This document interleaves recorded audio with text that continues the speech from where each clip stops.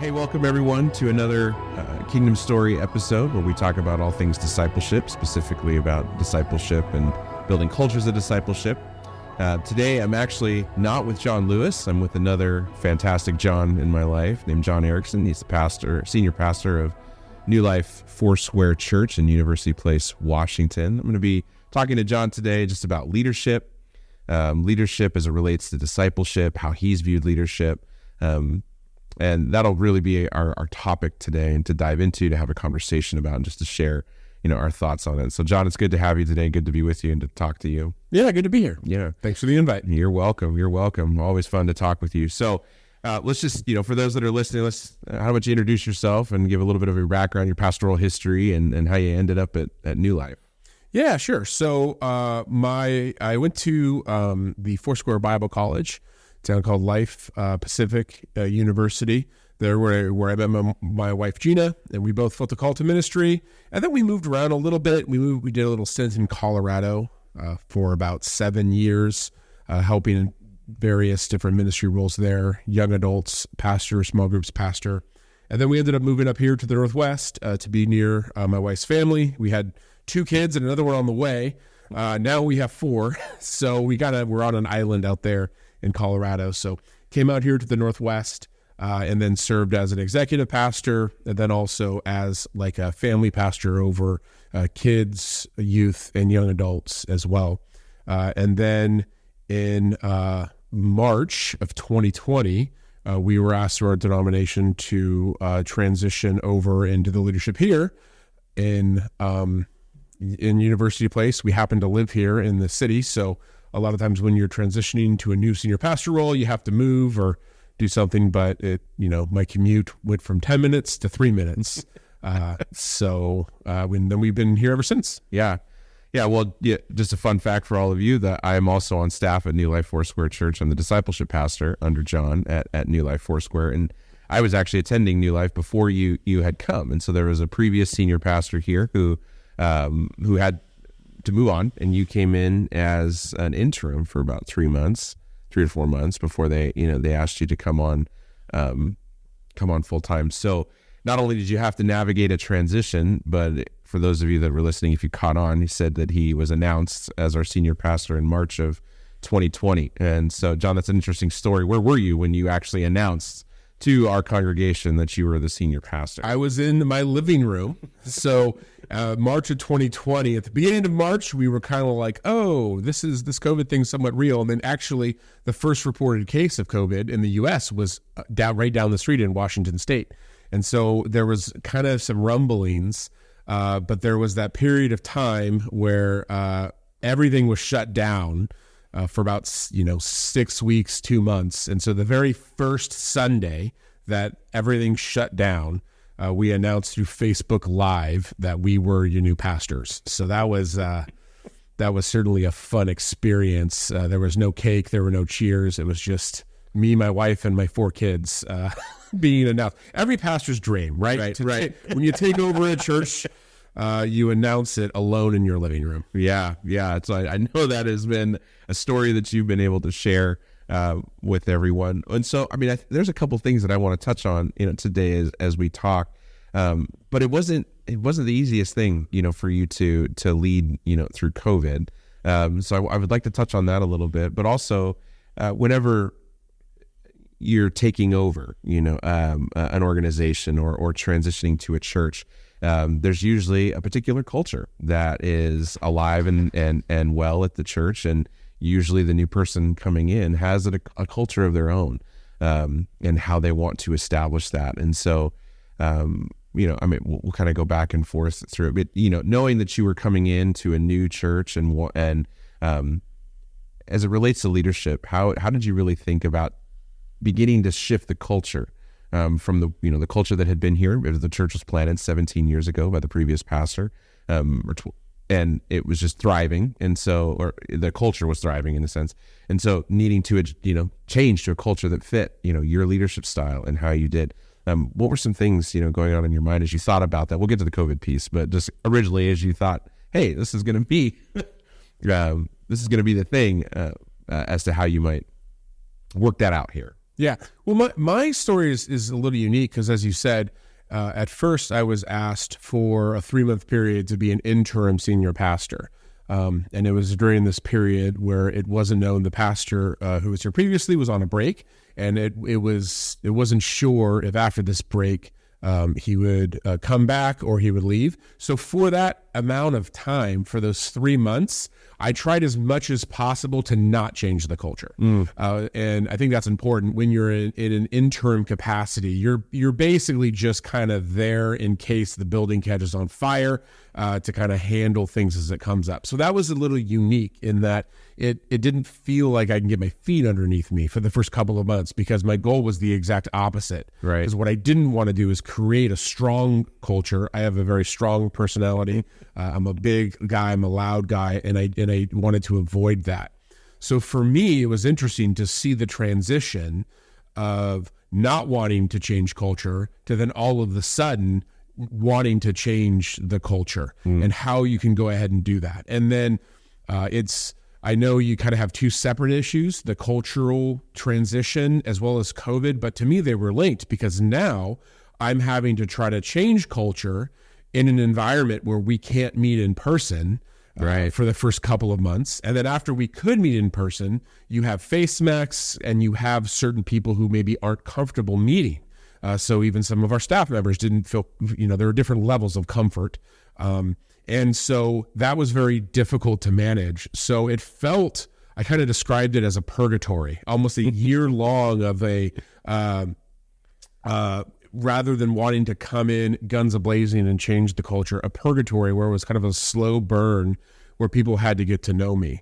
And it probably worked out better, to be honest with you, because I am a big fan of setting culture and doing that. But what it kind of taught me is that it still worked. I mean, I'm here 3.5 years later, and we have a very strong and robust culture that's different. Yeah. And I believe it's a culture that I want to have. And so almost, I think it worked to my advantage that by forcing me to slow down, I think God knew what he was doing. Yeah. It really took a year to where I was able to institute a lot of what I wanted to do, where I may have just done it in 6 weeks, ripped the Band-Aid off. Yeah. So how important, I mean, you said building a culture is important to you. It's something that you're a big advocate for. I mean, how, as it relates to leadership, I mean, how important do you think it is for pastors, for leaders out there to really kind of set a strong culture, and how important is that to a thriving church? I mean, especially as it relates to discipleship. Yeah, I think culture is something that you will set if you're trying to or not. Even if you're not trying to set a culture, you will, in fact, set a culture. Culture is simply it's simply I think you can kind of the intangibles, right? When you show up in an organization, in a church, whatever, kind of the things that you don't necessarily can be easily defined, but you know them when you see them. You have certain things that are just about it, right? You have a senior pastor who's about missions.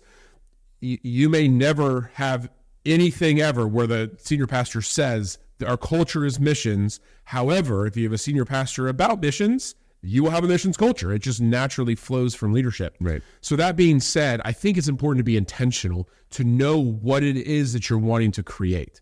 And so a lot of the times it just kind of happens. It just kind of manifests from whatever a senior pastor does or whatever their staff does. So I think for me, the importance of setting culture is making sure that you're aware that, hey, we will set something whether we want to or not. What are the things that we want to set? What are some of the things that we want to do? And not necessarily as what we're setting in our culture is better or worse than other churches or other places. It really depends on what staff you have, whether you're at, where you're located. And so I think it's critical to make sure you know what you're doing. And then same thing as far as your second question about creating that culture of discipleship. It's really something that you need to model and do yourself. I can ask my church to say, hey, you guys need to be discipled, But if I'm not discipling people, if I'm not asking my staff to disciple people, if I'm not asking those people who are being discipled by my staff to disciple, if I'm not creating a structure and making sure that we're practicing what we preach, it's just simply words. And I think a lot of the times you run into trouble with churches where a senior pastor or leader's words don't actually match their culture. And you'll get a situation where people can get frustrated. It's like, what's going on here at this church? I try to do this, I say it, but no one wants to follow me. And more often than not, it's because you're saying words sometimes in direct opposition to what your culture is. But if you set the culture, and if you set you already kind of set up what you want to see, then when you speak it and it aligns, you'll have a church that's just fully bought in and will follow you. Yeah. So, I mean, just kind of a quick question with that. I mean, even as you began to build the culture here at New Life and began to work with the staff, I mean, I would almost say that the way you began instituting and growing that culture, you had to disciple them through that. Mm-hmm. Is that true? Yeah. Would you say that? 100%. And so as it related to COVID, I think one of the things that we've talked about on this, John Lewis and I have talked about on this podcast, is COVID really revealed to us that a lot of the people in our churches that we thought had been discipled had not. Whether it's because they left, or we finally figured out what was in their heart because of their reaction to some of the things that were going on with COVID, or the political unrest that was going on during that time, or the social unrest that was going on in that time. So how did the two work hand in hand for you as you began to change the culture, knowing that we had a church that was in essence split down the middle, mask, no mask, or vaccine, no vaccine, with that? And I know that it formed you. You had a lot of sleepless nights. There was times that it was extremely frustrating. I think many pastors can resonate with that, out there. But how did your kind of move in discipleship, you wanting to change the culture to a specific way? We're really masked and mask or no mask didn't matter. There was a culture that you wanted to set in there that was important to that. How did that all shape you? How did you go about kind of your move, in that? Yeah, when you have any type of crisis, any type of difficulty that comes up, it really kind of exposes who you are as an individual, right? Like for myself, I somebody who can be a little bit overbearing, someone who can be a little straight to the point. I've done a lot of work, and I'm working on trying not to just steamroll people. However, in a crisis, the first thing I do is get loud and steamroll people. But that's not always a bad thing, right? There are times where there's been times, car accidents, or where like I'll show up and I'll stand in front of cars and stop and direct traffic and tell people what to do. So it just kind of exposes that inside of you. So I think that's what happened a lot in our churches, especially our church, is that going through the crisis, it kind of exposed a lot of things about a lot of people, myself included. And all of the sudden, you kind of had that mask that a lot of us put on in church world, and all of the sudden that mask was removed. And like you said, we saw a lot of people who had very strong opinions about a lot of things. And at least in our church, there were people whose political ideology seemed to be the most important thing over a kingdom mentality. And which is fine. I mean, people can choose whatever they want in the center of their life, whatever ideology to form, how they decide to live their life. However, it exposed very quickly with us in a lot of ways. So, as far as how to go about creating that culture, I personally said, hey, what we will do at our church is that we will have a kingdom gospel mentality. That is our ideology. And so we will use the word of God, and that will be the most important overriding thing. And it was difficult to have some of those conversations. But we were able to, on the other side of it, the people who are still here, we really were able to kind of reset that. We were really able to reset a lot of the frustrations with COVID, with politics, with the government, with mandates and all of this other stuff, we were able to kind of focus the conversation on Jesus. And it was really unique. So on the one hand, it was very difficult coming into a new situation and having to pastor and talk to people who are very angry with me, with the government and everything else, to people who are essentially strangers. That was really difficult. And at the time, I remember thinking, man, I really wish that I had more of a basis of relationship with everybody else, where there was this more that was a trust back and forth. However, I'll be honest, since then, I'm actually looking back and I'm kind of thankful, because I know a lot of pastors who in the moment were having the same conversations that I had with people, but it was people that they've known for a decade or more. And so it's almost the people who got very angry and left, while those are certainly wounds, they almost didn't wound as deeply because I didn't have that relationship. Right. So it's kind of interesting, where at the time I was very frustrated, but now I'm actually thankful that, some of the people who did ended up leaving, I didn't have that that context with. Yeah. Well, one of the things that you've done in our staff meetings is that you came with a set of values that you wanted to deeply instill, and you have us recite those at every one of our staff meetings. Speak a little about that, where you developed that and how that's played into the development of the culture here at your church. Yeah, absolutely. I remember, listening to other leadership podcasts and every, other books, that one of the things that good leaders do is that you develop values that you want to make sure that you clearly define what are the things that are important to you. To me, how you define the easiest way to define a value is whenever you get really frustrated, whenever you get angry at anything, it usually is because somebody has crossed one of your values. And you know what I mean? If you have a value of making sure you merge with traffic like a zipper, and somebody doesn't do that, they have crossed one of your values and is like they are the worst person in the world. If you are one of those people who go around into the median to do the zipper, if someone else does that to you, you don't get as frustrated because you don't hold that value, right? So it was very important from the very beginning. We actually did this before we were asked to be the senior pastor here. Me and my wife Gina, we had 10 values, and we said these are the most important things for us. If you're going to be a leader here at New Life, these are our values, and we will ask our leaders to embody these values. And you guys discussed it. We went over it beforehand, before we even got into it, just saying this is who we are.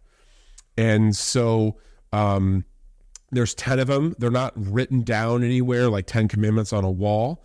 The way, and I didn't require that anyone memorize them, but what we do is, you're right, every single staff meeting, we sit with the 10 values, and we go around and we randomly choose who starts, and we talk about the value, about what it possibly means to us, or if we've seen this show up in a certain way. And it really is a way to, without just memorizing it, you begin to embody it, because you begin to see life through those values. What have you seen happen as a result of just simply reciting that?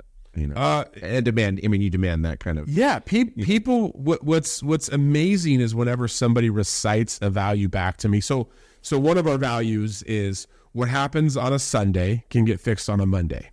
So take a deep breath. And what we mean by that is, a lot of the times, if we want to empower people, sometimes there could be a perfectionist attitude, right? And sometimes people are so afraid to step out and to try something new that they'll feel paralyzed and not do it. And so our value is, hey, whatever you do on a Sunday, I can fix. I can fix it on a Monday. If we try something and it doesn't work, you're not going to be taken out to the woodshed and say, why did you try that? And it works, with anything. Whatever happens on a Wednesday can be fixed on a Thursday. That's a value that for us is really important. We want to innovate. We want to try things. And so we say, so take a deep breath. So what we've seen is, in that one value, as we talk about it, you begin to see that show up, where our worship leader will say, hey, we're going to do this special song out of order. But hey, what happens on a Sunday can you fix on a Monday, right? And they'll kind of look at me, and it's like, absolutely. And so what it does is it whenever, that's like the greatest thing in the world is when the values come back to me. And I tell our staff, I'm like, listen, if you ever want something that you think I'm going to have a hard time saying yes to, quote one of the values to me. Because if you say, I want to do this because it aligns with this value, that's a way to get me on your team. I'll immediately say, yep, you're absolutely right. Thank you for manipulating me the way that I manipulated you. Yeah. But by just saying it over and over and over again, everyone in the staff, when they see that or it happens, and we've had times that I've made mistakes where we've done things like that was a little weird, don't really like that. When it happens, even though we may not have it memorized like 1 through 10, every one of our staff will begin to just say, what happens on a Sunday, we can fix that tomorrow. Yeah. And I've even seen it, travel out more than just, our leadership team, but those at our congregation are now starting to, as they're getting trained in different ways, are being released into that, and they're repeating, the values back. And that's the way it should work, right? I think that what we could do is we could have a list of 10 leadership values on the wall of our church building. We don't have that and I do that purposely because I want for our congregants to feel the values without knowing what they are. The first time that I actually gave a list of everything is when we did our membership meeting. We had a membership meeting with all of the members, new members who wanted to come in, and older members who had been here before. And that was the first time I actually publicly, outside of our staff, went over the values. And people had said, "Oh, I've heard that before." And I remember telling all of the members, like, you should be nodding your head, like, "Oh, I've seen this."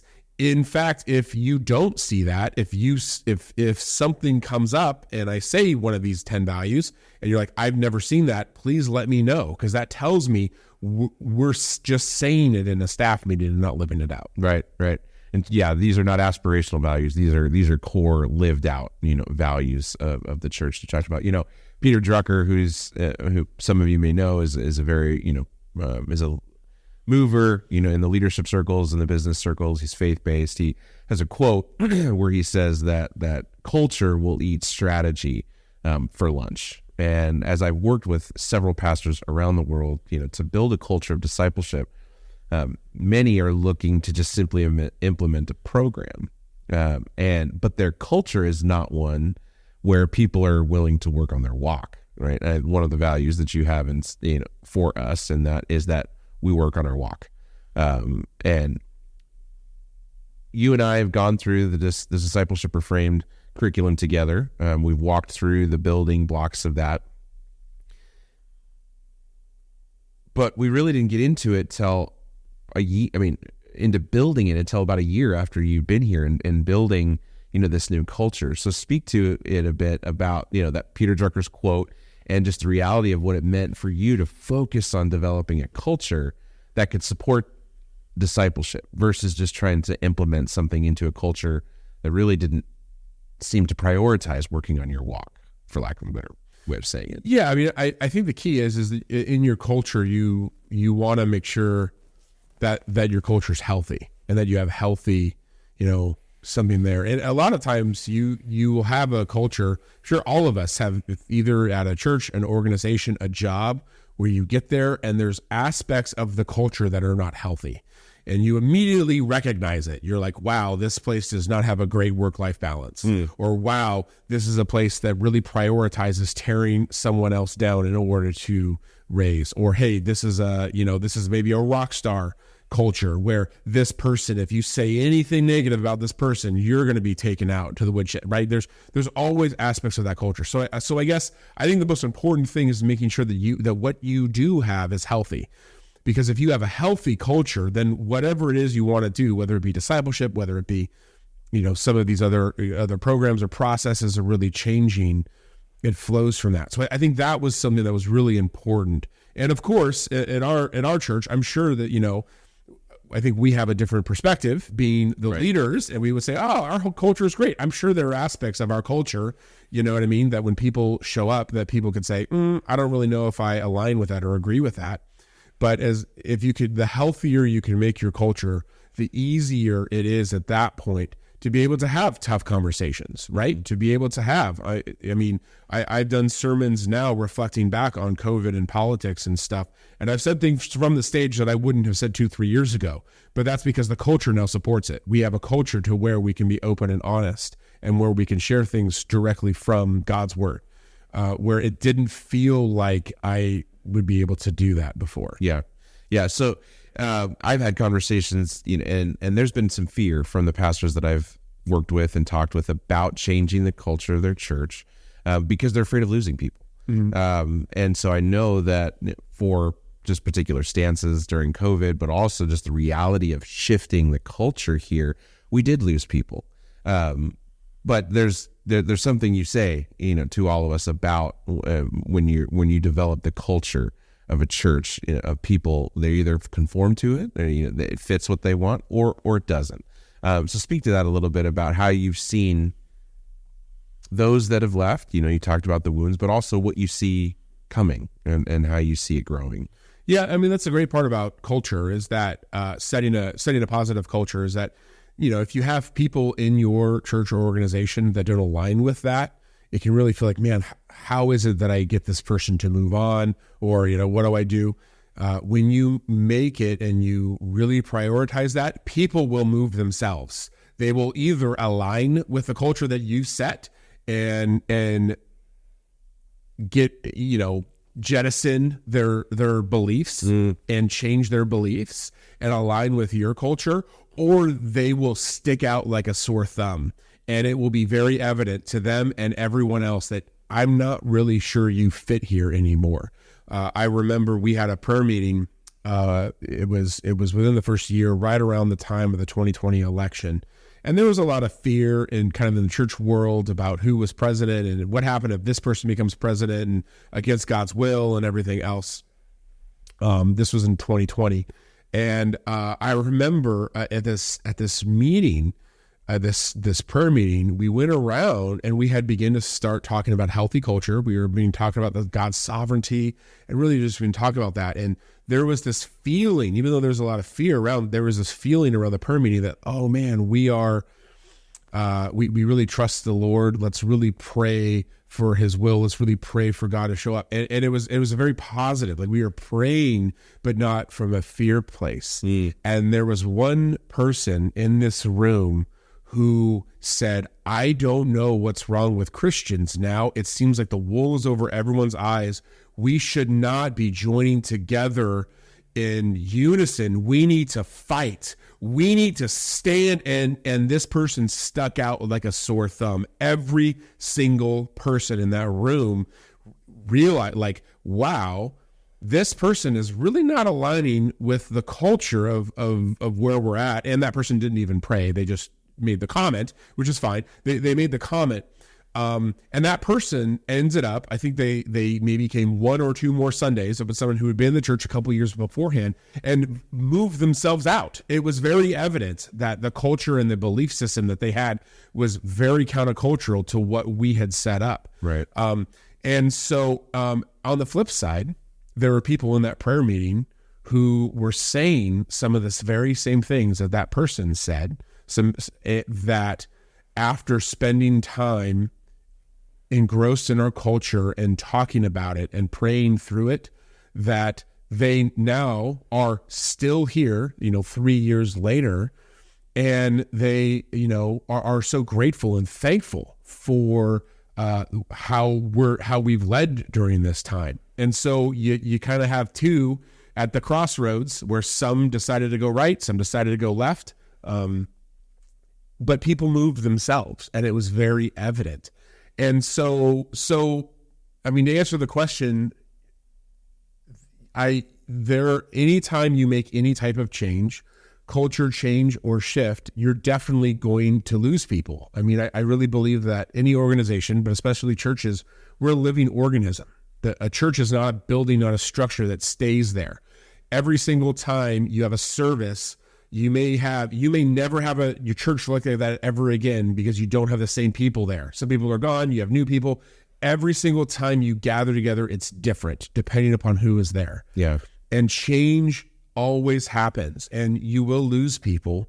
but there's something incredibly freeing about leading who God created you to be, and leading how God is asking you to lead. And I get the fear of not wanting people to know my true thoughts or beliefs on something for fear of them leaving. And I also know the fear of, well, this is the direction I'm kind of wanting to go. I'm not sure they're going to be on board with it. However, when you're able to make that transition and that switch, the fruit of the Spirit and the joy of the Spirit is so much more evident in your ministry. I have friends and, pastor friends who are in that similar situation. It's like, man, I'd love to do that, but I just don't think my board is on board with it. Or, I've got a couple of really large tithers and I just think they are adamantly opposed to it. But when you talk to them, it's like they're in jail, in culture jail, Right. You know what I mean? Where they can't be truly who they are and who God has created them to be. Yeah. And there's a great freedom in simply saying, all right, Lord, I'm going to put my money where my mouth is, and I'm really going to trust you to sustain, as opposed to that brother or sister to sustain. And it's scary, but it's incredibly freeing. I mean, welcome to the gospel. Right. It's incredibly scary to hand over your will and your passions and desires to Jesus. Incredibly scary to do that. And yet the freedom that comes with that is indescribable. Yeah, that's good. So, you've been on a journey of pastoring for 15 years now, and your leadership journey has been all your life. How have you, how overall that experience, how have you, used your successes and your failures in leadership to help kind of bring you to what you just said there, this reality of moving into the freedom, not being afraid of it, really embracing the gospel message more than just something we preach, but something that actually applies to how you lead, the church, and knowing that it's God's job to sustain it, not yours. For me, it was really a journey of my own self. I really think, when you look at God's people, in the Old Testament, right? The Israelites. Israelite, the name literally means ones that struggle with God. Israel means struggle, right? So God's people are those who struggle with him. The biggest obstacle that God's people had to overcome was themselves. They always got in their way. They always shot themselves in the foot. And I think today we are no different, that the biggest obstacle we need to overcome for leadership is ourselves. I don't think it's always a problem of not knowing the right thing, right? It's like, oh, well, once I read this book, once I get this concept, it will change. I think that you got to overcome yourself. So that really, for me, was the key. So I went really on a journey of trying to obtain self-awareness. And self-awareness is something that you don't know you have it, or it's hard to know if you have it or not. And a lot of times the people who think that they're most self-aware aren't. Right. So for me, it was really a journey of myself and learning who I really was. Who am I truly? Who has God created me to be? And so I did that a lot through taking leadership tests, some of the biblical ones. Also, talking to mentors, and, I have a therapist that I talk with who's actually a senior pastor. And so really go on a journey of self-discovering to determine who I really am, because I know that who I really am is very different than who I want to be. And a lot of times I think we try to lead out of who we want to be instead of who we actually are. And so for me, that's really tough to really say, no, John, this is actually who you are. Like, you may want to be that guy, but you are not that guy. If you try to lead like that guy, you're going to make everyone around you miserable, but you're going to be more miserable yourself. Yeah. And learning to embrace that, the good, the bad, and the ugly, learning to embrace the ugly parts of who I am and being honest about them because as you do that, it really helps you discover who you are. I know for me, one of the biggest things that I discovered about who I am as a leader, I think that I'm somebody who's very efficient. I can do a lot of things, kind of the jack of all trades.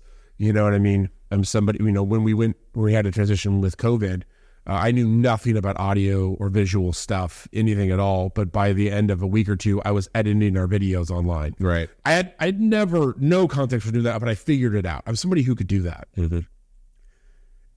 What I learned, though, through learning about myself and leadership, is that my greatest successes, where I really love, the parts that I get the most joy from in ministry is when I can see someone else, equip them, and see them have a success.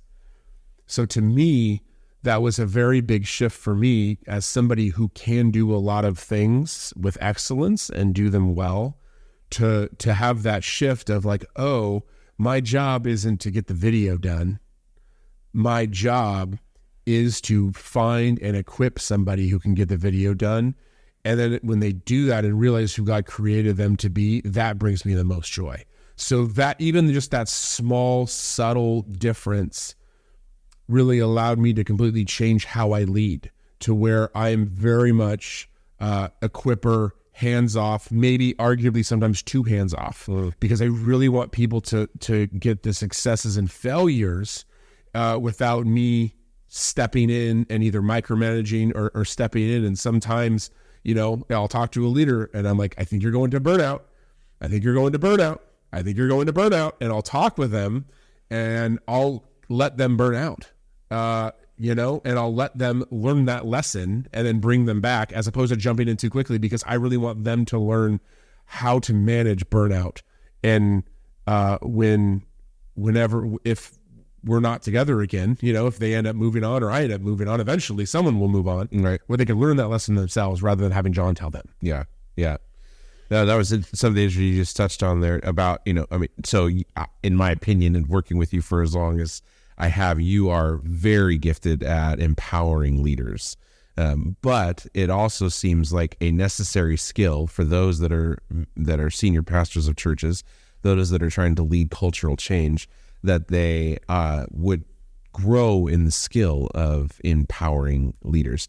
Speak to that a little bit about how you that's what you choose to do. How has it helped the church thrive by you wanting to empower leaders? What struggles and successes have you had, specifically in our church with doing that? Yeah, I think the struggles is that when you empower leaders, you have to be okay with them doing it wrong. I know that like the right answer would be, well, you have to be okay with them doing it different. That's true. People will do things differently. People will also just do things plain wrong. But that also goes back to our value of what happens on a Sunday can get fixed on a Monday, right? And that to me is maddening sometimes when I see something and I'm like, not only is this different than how I would do it, this is just flat out wrong. Not morally wrong, but like, this is just incorrect. Right. This is not going to succeed. This is just incredibly frustrating. And the hope is that it would happen, and then all of a sudden that leader would come to me and say, "Hey, John, yeah, I tried that. That didn't really work, did it?" That has happened sometimes. Sometimes it has taken weeks or months for someone to realize that, or for other people to figure that out. And I will certainly come in a pastoral way and guide people. But that to me is the biggest struggle. But what you're doing is you're allowing that person to really be equipped. You know what I mean? There's something that I like to say that I like to believe I came up with it, but I probably stole it from somebody, because that's all we do is steal from others. But whatever I provide vision to, I become responsible for sustaining. Meaning that if I want a prayer ministry or men's ministry, women's ministry to do something, and I just imbue it with vision, and I say, this is the vision that goes, I then take responsibility to find people to sustain that. And that can be incredibly difficult. because unless you're willing to hire somebody who's in lockstep with you to basically be your minion, you're having to work with volunteers or part-time people to sustain something that really isn't their vision. And so for me, I think for equipping leaders, the success really comes when you can find a leader, you find they provide the vision. I can kind of blow on it and kind of, I like to describe like putting up the bumpers in bowling. Yep. Right? To maybe prevent some of the big pitfalls. But, a lot of times someone's like, will come to me and say, hey, I really want to do this one ministry. What's your vision for it? And I say, I have no vision for that. What is your vision for it? I want your vision to get me excited about your vision, and I want to help you do your vision. And so there are certain things that I do provide vision for, and those are the things that I do. And there are certain things I provide vision for that someone else is leading, just simply because we don't have someone to fulfill that yet. But I know it's on my plate. And as senior pastors, we're not good at releasing the plate, because we will give them our plate and then get in when they don't do it the way we would do it and do it differently, we then get frustrated. So we need, I think that's that needs to be an element for successful ministry and for successful delegation. You have to allow them to provide vision, and you can mold it. You can help, you know what I mean? Like along with the Holy Spirit, provide and make a way for it. But it's something that has got to come from them. I don't ask people, if I ask somebody to take over a ministry, I never ask them, go pray to the Lord and ask for a yes or a no. What I always do is says, go pray to God for vision for it. And if you get 30 ideas and your mind is just going about how you can improve it and how you can do stuff, I said, there's your answer. And I find that so many times vision is something that certain people will just be just spilling over. At the same time, if you want to see somebody who is in an unhealthy place, if you ask them, where's the vision for your ministry? They have nothing. They're just on fumes. That's kind of a good guidepost on where they're at and where their health is. Mm-hmm, mm-hmm. So, I mean, as you're empowering leaders, as you're asking for somebody else's vision, I mean, so ultimately you're responsible, for all of the goings on, here at the church, the successes and the failures of that. So describe, kind of your own personal journey and what you've had to do to build, your own security in yourself, so I'm one who is very focused on my own image, right? And how that's portrayed. And so somebody working under me, to see them crash and burn and fail at a particular idea, is a direct reflection of my leadership. Sure. And so I take that very personally and tend to step in, a lot more. You've done fantastic in helping me work through that. But for many pastors, I think it might be, they struggle to release the plate because, well, it may not look that good. And this may cause us to lose members. This may cause somebody to get upset. How has been your personal journey in growing in your own security to be able to release that, and to let that go? Yeah, that's a good question. I think for me, kind of the aha moment is when I'm able to define what the goal is. If we have an event, right? We have an event that we want to put on, someone's leading it. And maybe they're doing things that I'm kind of like, that seems a little off. I really need to ask, the rubric I really use is like, hey, what's the goal of this thing that we're doing? Is the goal to have the event go off without a hitch? You're right, to make myself, and our church look good? Or is my goal for that leader to learn and to understand how to put on this event and how they could learn and they can do and they can replicate it and move it on? I think I always would default to, well, I want to have a successful event. That's the most important thing, because the event, if we have that and we're successful and we do this outreach, I mean, man, our church is going to, at least 2 or 3 times, right? At least 50 people will come to Jesus this Sunday if we do this event, this outreach event, and we do it, right? The more and more I'm in ministry, and I'm realizing that the ministry as a pastor is people. I'm a shepherd. My goal is to develop leaders, and that for me, And how I can transition that is to remember what the goal actually is. And man, we pastors and really any leaders, we like to inflate our self-importance, right? It's just kind of like, if I'm not here and if I don't do this thing great, this place is going to fall apart. You know what I mean? I remember that happened once where I was an executive pastor of a church, and I ended up leaving and taking another position there. And I remember I was very concerned for that church. I was like, oh man, I'm no longer there. I don't know what they're going to do. I was the problem solver. I was kind of the person that did that. And then after I left, they ended up like doubling in size over the next 2 years. Right. We really like to, and I think that we overemphasize a lot of the time, the production, overemphasize it, where ultimately for me, the shift came in. What is the goal? And the goal is to disciple people. And my goal is to replicate the best parts of me. And if I can replicate the best parts of me in this leader now, after a good 3 or 4 events, they are now carrying the water, taking vision. Oh, and by the way, they're leading better than I could because they do things differently than I can. And if they've worked on those muscles, we win better in the long term. I think we're so, and I get it. We can be so short-sighted in a lot of our development, in a lot of whatever it is that we do. Well, I have to have a really good Sunday. I really have to have a really good service this Sunday, and so therefore I'm going to step in and make sure this person doesn't fail. I'm just kind of like, well, what's my goal? Is my goal to have a good Sunday, or is my goal to develop this leader into the best person, the best disciple of Jesus that they can? And if they learn a good lesson and we're able to debrief, that is the bigger win. Mm-hmm. Oh, and by the way, we're both going to win more long term. Like, it's going to be better for everyone long term. Right.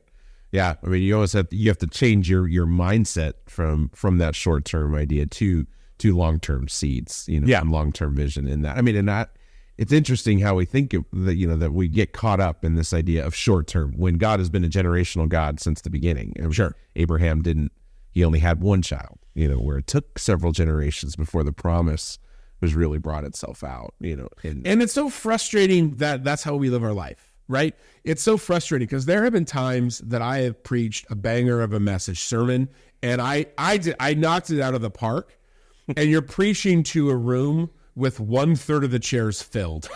And you're just like, and I leave that Sunday like, I wasted my time.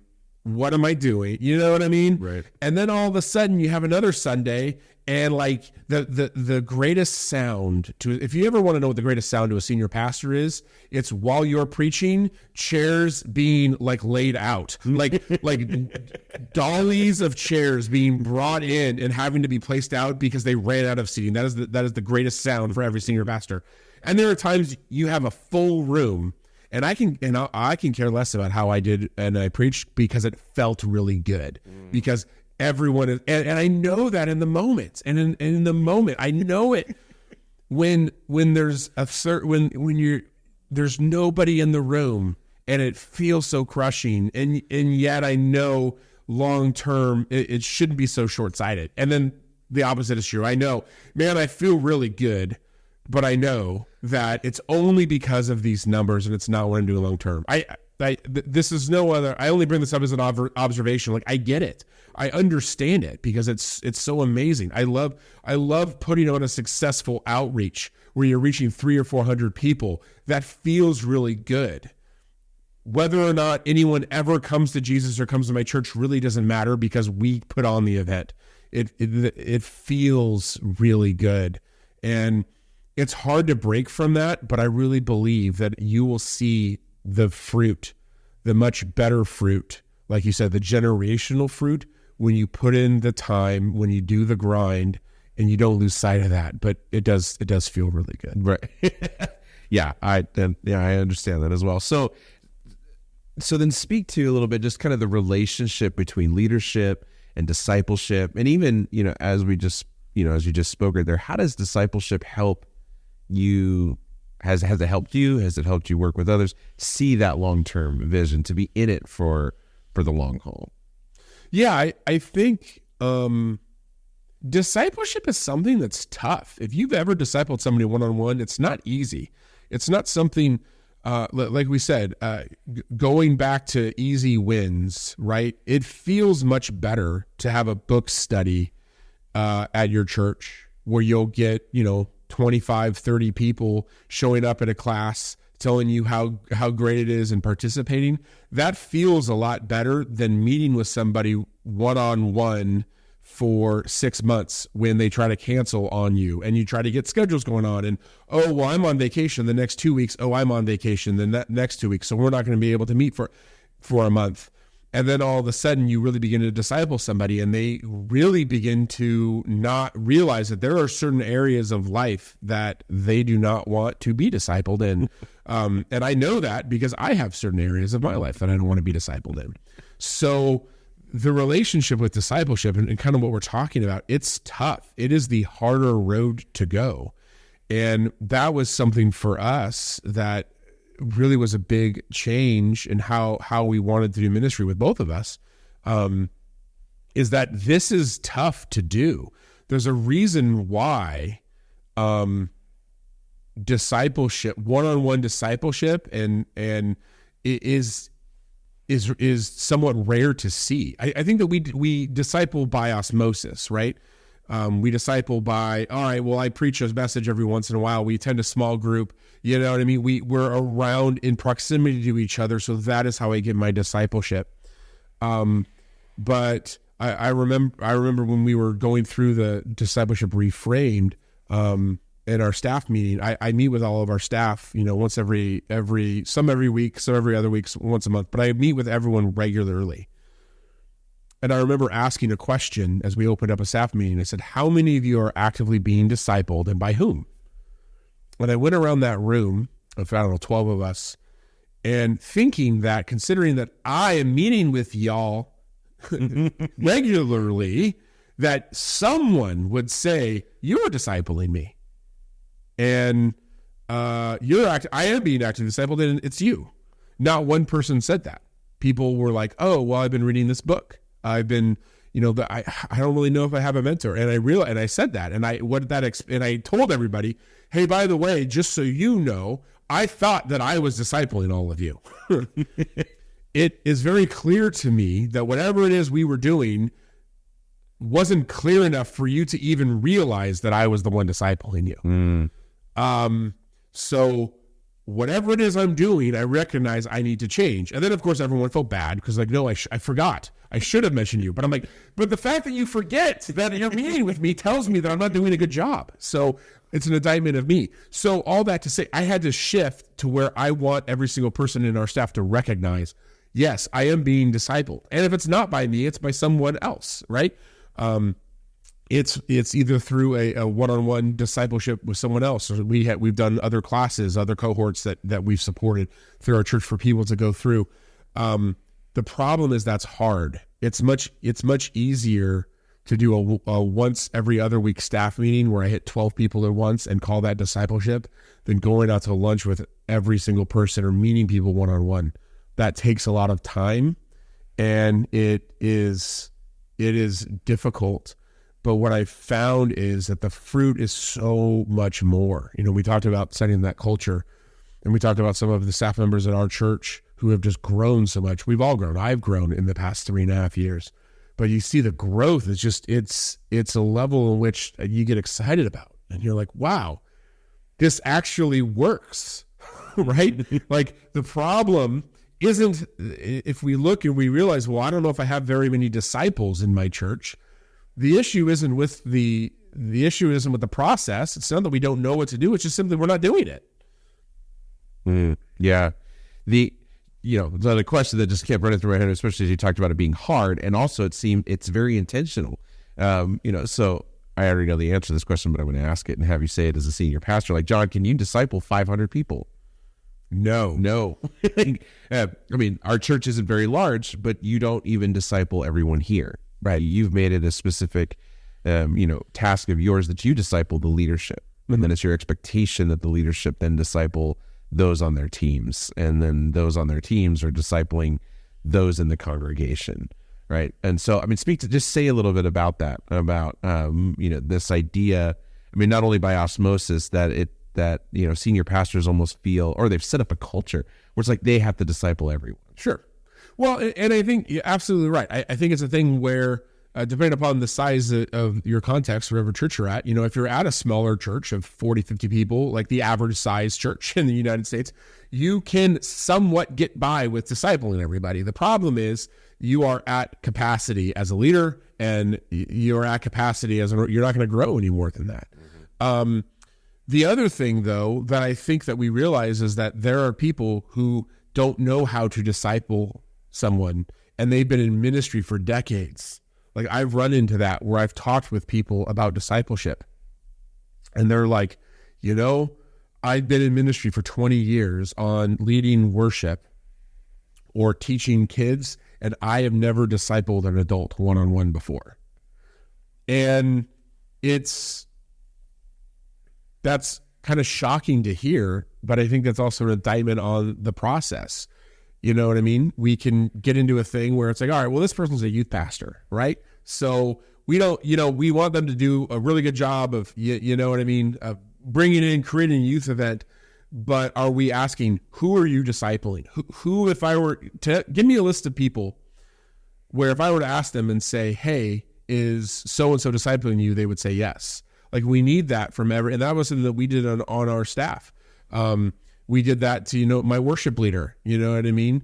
We said, hey, you lead great worship. You do a good job. And you can put a set list together. We can make sure that we got the words there. We can make sure there's not feedback in the system. However, that's, to me, not good enough. I want you to disciple somebody.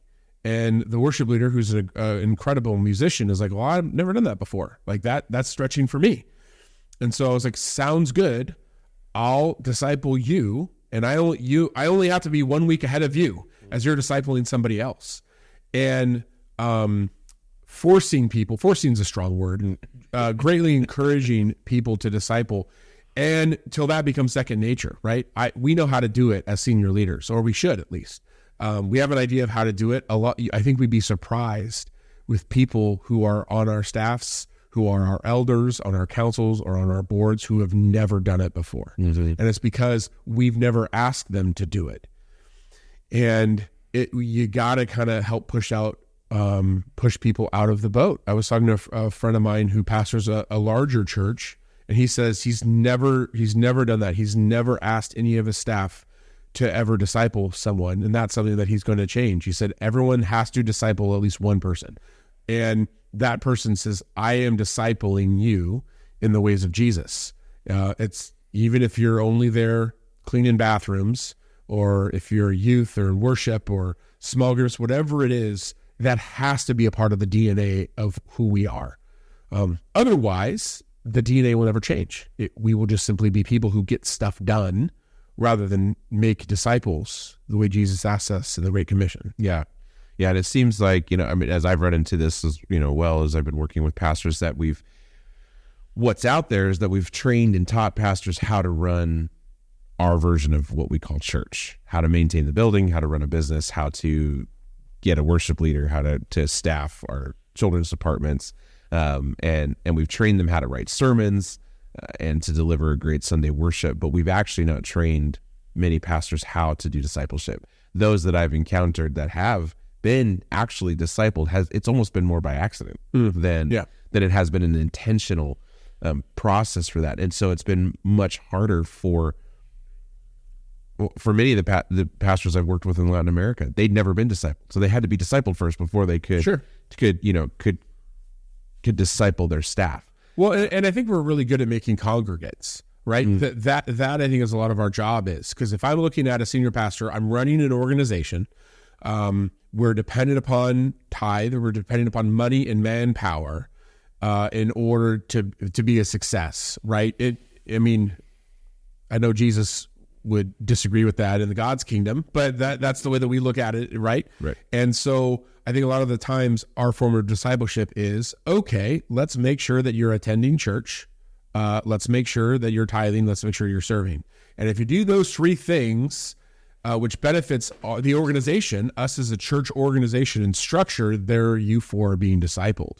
So I think that, and sometimes discipleship, and if you are actively discipling somebody, sometimes the interests of that disciple and the interests of your organization may be in conflict with each other, right? I mean, there may be somebody that I'm actively discipling and I realize, man, this person's got a call on their life that is much bigger than what I can provide for them. John, the organizational guy, is like, well, I need to make sure that that person becomes the best version of a congregant I can get them to be, which means we have a rock star, we have somebody solid. But John, the discipler, is realizing like, man, they're going to outkick the coverage here really soon. I need to disciple them and get them and develop them as a leader so we can send them out, right? Sometimes they're in conflict with each other, and that's okay. Sometimes when we ask someone to be a disciple, we have to run the risk of them maybe not being as good of a congregant as we want them to be, because they're following what Jesus wants them to do, not what I want them to do. Right. No, that's good. And so, I mean, it seems like it seems like we might be having two different conversations here about leadership and discipleship, but they seem to go very much hand in hand in developing leaders, in developing disciples, in releasing people and empowering them, onto the ministries that God has called them, working on your own insecurities. I think to become a good leader is to not be insecure, because you are raising up people in order to send them out. And that could mean detriment, to your own organization or flourishing. But it seems like a lot of what you're saying is that, the outcome of that is not up to you. Yeah. Well, it's detriment when you think of it the way that we all will think of ministry, right? And what feels good in the moment. Right. It's detriment for right now, because shoot, if that worship leader leaves, I now have to get the youth pastor to lead worship. You know what I mean? I have to get that other person in. But it's not detriment overall for the kingdom of God and our own legacy. Eventually, I'm going to leave New Life, right? I'm not going to be the pastor here forever. Right. I have a bigger legacy than just this one place. Right. Oh, that's good. Especially just you speak about we're so focused in on the moment rather than the larger picture. It's good to be in the moment with that, but recognizing to there's another pastor here in our community that really has a mindset as he leads his church that the people that are in his church are only given to him for a season, that they're God's people, they're not his people, and that as God has brought them in, he's brought them in for a specific time and equipping and training, but there's an eventual time when they will move on. Yeah. And we need them to move on and to go to their whatever their calling is, and our job is to equip them in the moment. So this could get a little spicy too, but speak to just kind of the where sin comes into this. You mentioned it, we've said it, but how does sin play into this and our own fleshly desires that kind of keep us from building leaders, keep us from discipling the way Jesus has called us to do that? Yeah, I think that's a whole nother podcast. That's a whole other theological concept. The fall of humanity. Yeah, I think you got to make sure that you're dealing with sin. I think it also goes back to culture about how sin is, right? One of our other values that we have is 7-day stew, drag it into the light. And essentially what that means is that if there's any time you have a disagreement or an argument or something with someone, a breakdown in a relationship, you have 7 days in order to talk to that person. And if you're past that 7 days, then I'm now in sin. If you've wronged me and I've let it go on then that is a sign that I'm now not doing the right thing. But it's that idea of dragging stuff into the light, and what are we and how are we dealing with sin overall as an organization. So I know that's kind of broadly speaking about how sin kind of comes in. Sin is always going to be a part, right, of who we are. It's always going to be, wherever we're at. And I think however we deal with sin in our own lives is how everyone else is going to deal with sin. right? If you have a leader, senior pastor who has never admitted, right, that he sinned, never talked and confessed something to his church or his people, not necessarily big things. It sounds like whenever you say about a senior pastor confessing sins, it's like the big ones, like I've stole millions of dollars or had an affair. Right. But Right. even simple stuff of in talk as a pastor engages sin, to say, man, I've realized God has exposed some areas of sin in my life with pride, envy, list of whatever else, addiction, whatever else that could be out there. If you have that culture from the top down in your one-on-one discussions with your other leaders, that's really helpful. And really to be able to have an open and honest conversation about it and to really drag stuff into the light. And really being able to feel like people are safe and trusted, that as you're moving forward in discipleship, ultimately it's just preaching the gospel. It's like I remember we have somebody at our church who preaches, and she is on our teaching team.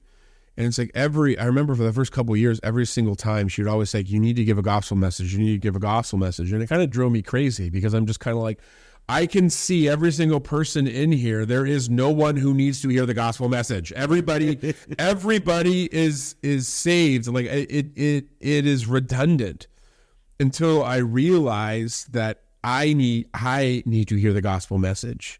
I need to be reminded about my own shortcomings and how we need a savior, right? The Lord's Prayer, forgive us our sins as we forgive those who have sinned against us. Every day it's dealing, and I don't know if we recognize that we need the gospel message just as much as the rest of the world. And so you have to bake that into your discipleship. You have to bake that into the discussions that you have. An idea, in our staff meetings for a while, we would always talk about in our meetings, right? Where are the areas that we're falling short in? What are the areas? And a lot of the times there, sometimes we would talk about that. Like, man, I've really been struggling with this area. Like I said, most of the time, the biggest obstacle we have to overcome in life and ministry is ourselves. And a lot of the times, the biggest obstacle where we're falling short is ourselves. Yeah. But having an open environment where people can feel safe to be able to talk about that. And I don't know if we always do a good job of making sure people feel like they can share in a safe environment for fear of losing or for fear of not being as perfect as they think they need to be. Mm-hmm. Mm-hmm. Yeah. And this obviously deserves a much longer explanation of this. Maybe we'll get back together and do another podcast as it relates to this. But John, this has been a fascinating conversation just about leadership, about discipleship, your particular perspective as a senior pastor, one that's had to lead through COVID, one that has been specific about developing a culture, a healthy culture here that is focused on growth, that is focused on us being more like Christ. And so, John, I thank you for that. But just, as it's primarily, senior pastors and leaders of organizations and churches that are listening to this, is there a final word that you'd like to, give them of encouragement? Just thinking about where they are, right now, what might God be leading you to share with them? Yeah, that's a good one. I think for me, kind of what the Lord, we'll just go with what the Lord has really been showing me personally. This is what I feel the most strongest about, is how interconnected every part of our life is. How interconnected my relationship with the Lord, how important that is to my relationship with other people. That relationship with God flows into the relationships with other people. Whatever conflicts I'm having with other people flows into my relationship with the Lord. We're very good at compartmentalizing our life as humans do, but especially as pastors, right? It's just kind of like, all right, I can do church, I can do the things, and I will compartmentalize my relationship with the Lord, or I will compartmentalize my relationship with this one person in my church, or I can compartmentalize the relationship with my family or my spouse or my kids. And it's really this holistic approach, and I don't think that we recognize how interwoven everything is. The Lord's Prayer, like I said, when it talks about having our sins forgiven, it's directly linked in how we forgive other people. What does my unforgiveness have anything to do with my standing with God, right? My unforgiveness with other people, but yet they're linked together.